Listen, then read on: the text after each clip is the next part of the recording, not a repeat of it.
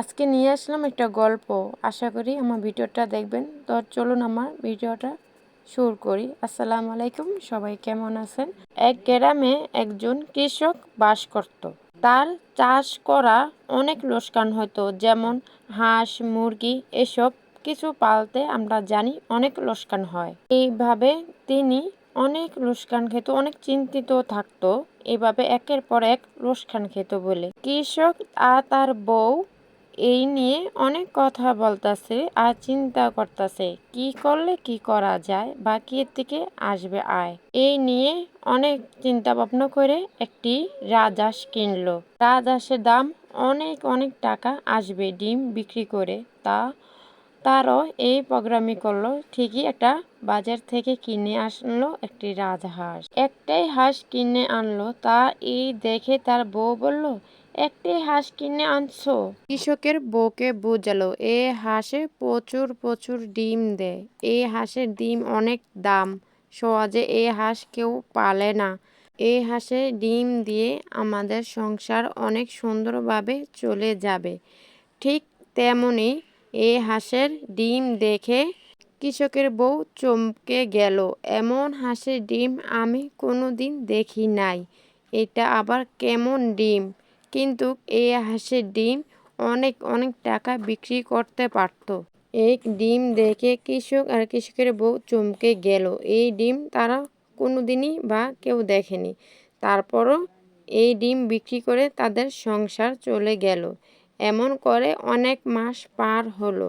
যখন কৃষকে বুঝতে পারল তার রাজহাঁসটা সোনার ডিম পাড়তাছে, তখনই যে আমি বুঝতেই পারিনি এটা সোনার ডিম। একদিন কৃষক তার বউকে বলল, এই হাঁসটা তো রোজ একটা করে সোনার ডিম দিতাছে। রোজ একটা একটা করে ডিম দিয়ে হাঁসটায়। তারপর এই ডিম দিয়ে কিভাবে বাড়ি ঘর জমিন কিনবে? কৃষকের অনেক লোভ ছিল। তাই কৃষকে প্ল্যান করলো। তাই হাঁসটাকে জবাই করলো। জবাইয়ের আগে মনে করছে অনেক অনেক ডিম পাবে। এই হাঁসের ডিম বিক্রি করে অনেক বাড়ি ঘর অনেক কিছু করে ফেলবে। তাই হাঁসটাকে জবাই করে ফেললো। কিন্তু এটাকে জবাই করে এটার পেট থেকে কোনো ডিম পাওয়া যায়নি।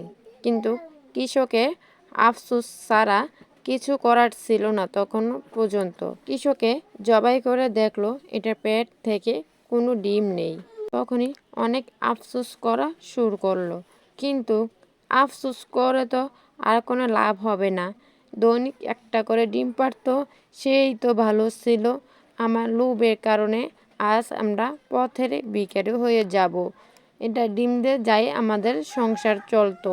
তাই বলে মানুষ, অতি লোভে তাঁতি নষ্ট।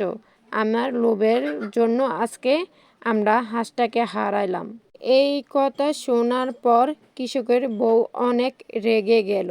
তোমাকে আগেই অনেক কথা বলেছি, অনেক বারণ করেছি, আমার কোনো কথাই শোনোনি। আজ কি হলো বলো তো?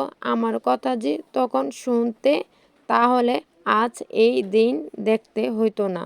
কৃষক বলল, তখন যে তোমার কথা শুনতাম, আজ আমার এই দিন দেখতে হইতো না।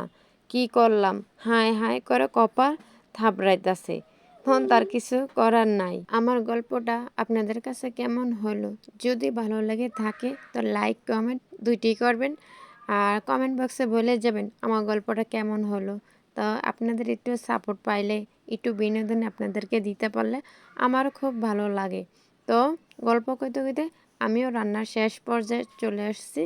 আজকে রান্না করব মাছ দিয়ে, আলু দিয়ে আর মুলান্দি দিয়ে। তো আর বাদ বাকিটা আমি অফ ক্যামেরা করে নেব। ভিডিওটা বেশি বড় করব না। আর যদি ভালো লাগে আমার পেজটাকে ফলো দিয়ে রাখবেন আরও এরকম আরও গল্প শুনতে। তো আজকের জন্য বিদায় নিলাম। আপনারা সবাই ভালো থাকবেন। আল্লাহ হাফেজ।